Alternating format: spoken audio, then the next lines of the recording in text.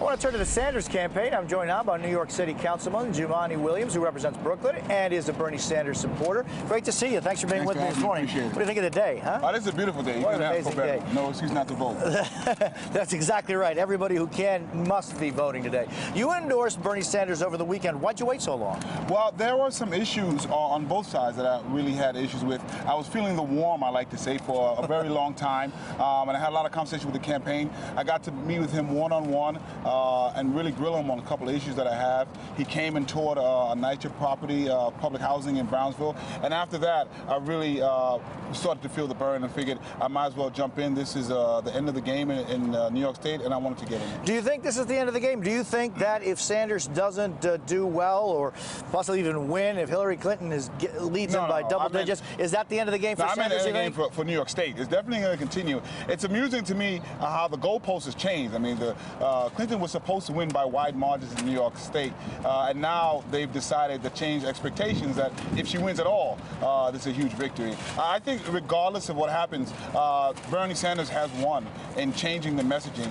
and making sure that the message that is here are much more to the left than I believe. He may have won with the message, but if he doesn't start getting more delegates, you know, with the superdelegate situation, it's not going to be an easy road for him. It never was easy, and so I think he knows that. And look how he's come from not being easy to actually people changing expectations of what a win is. He is going to pick up some delegates in New York State. He's going to pick up more delegates than I believe people thought he would, and that's an issue. And I think he needs to keep on fighting, and we have to keep on pushing. What are the issues that made you decide to support him? I know you had the meeting with him, but what were some of give me the highlights of the issues that for you meant the difference? The big issues for me are, one, is affordable housing and quality and inadequate access to things like affordable housing and health care. Gun violence is a huge issue for me. I put it in two buckets, supply and demand.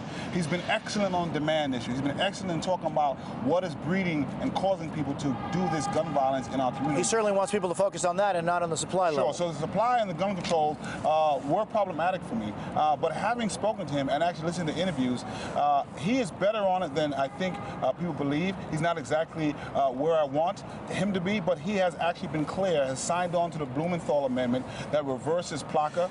He supports CDC research. My hope is that he clarifies that message much better. Jumaane, let me ask you about this latest back and forth between the Sanders and Clinton campaign over fundraising.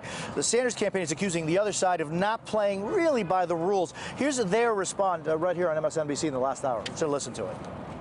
It's a false attack, and it's a pattern now over the last 2 weeks here in New York of the Sanders campaign lashing out with personal, negative, and I would say dangerous and harmful attacks because they are not having the success in New York that they said they needed and they certainly hoped for. Look, my response to this is Hillary Clinton was raising money for Democrats up and down the ticket. That's what the leader of a party does, and if Senator Sanders chooses not to help other Democrats, that is his choice.